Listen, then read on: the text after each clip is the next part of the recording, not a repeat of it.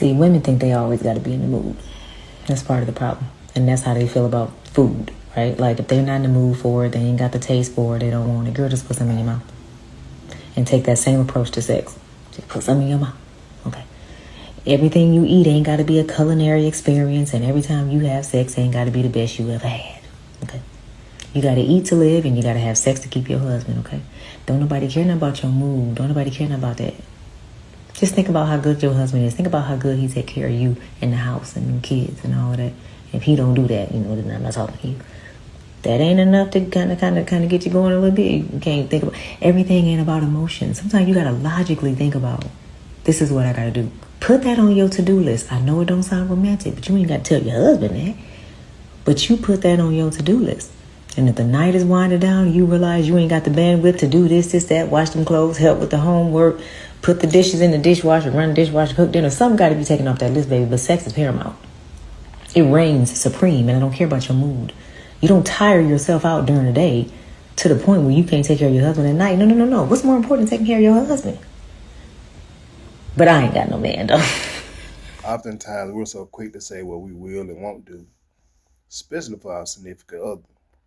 Then we'll find ourselves doing more for somebody we don't even know. Maybe a boss at work, a best friend. Shoot, there are women who will leave from watching a movie at home with their husband on the couch to go see what their best friend talk about in the next room.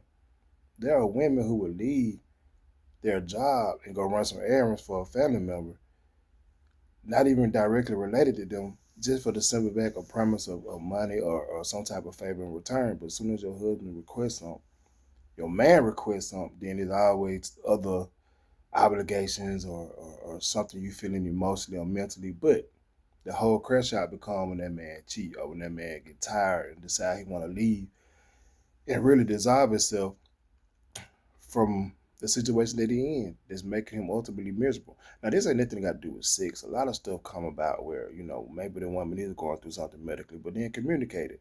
I love to come from where we get distracted and find ourselves caught up in other people's business, or whether it be social media or whatever the case may be, to where we forget our obligation to our person or the responsibility we have to our person, right?